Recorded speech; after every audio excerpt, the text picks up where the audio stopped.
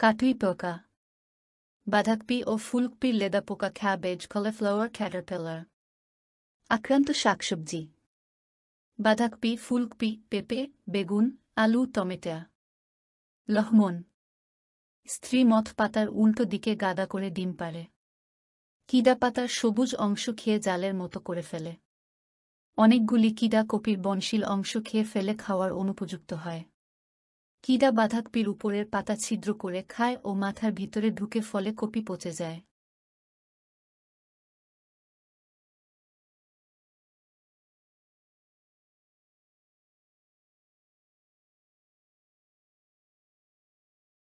দমন পদ্ধতি: ডিমের গাদাসহ পাতা ও কিডা সংগ্রহ করে ধ্বংস করা। আক্রান্ত পাতা, ডগা, পোকাসহ সংগ্রহ করে ধ্বংস করা।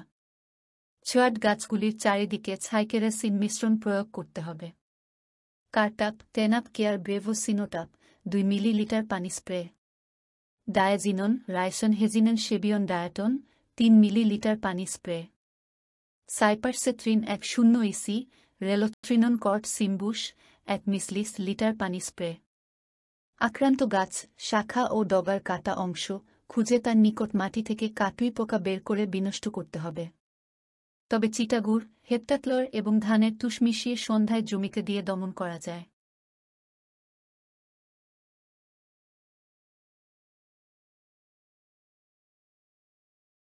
জাপ পোকা, অ্যাফিডস, পারভেকোয়েইন ব্রাসিকাই।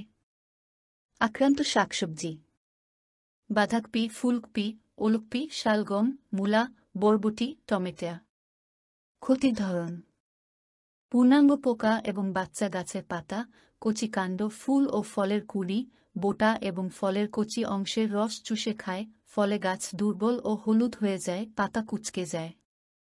ফুল ও ফল অবস্থায় আক্রমণ হলে ফুলের কুঁড়ি ঝরে পড়ে। আক্রমণের মাত্রা বেশি হলে কচি ডগা মারা যায়।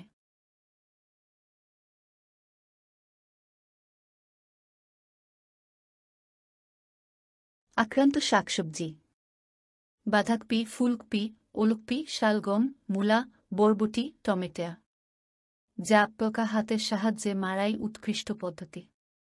যদি এভাবে দমন না হয় তখন সুপারিশকৃত কীটনাশক সাবধানে ব্যবহার করতে হবে, যাতে মৌমাছি এবং পরাগায়নে সহায়তাকারী পতঙ্গের কোনরূপ ক্ষতি না হয়। সাবান পানি দিয়েও দমন করা যায়।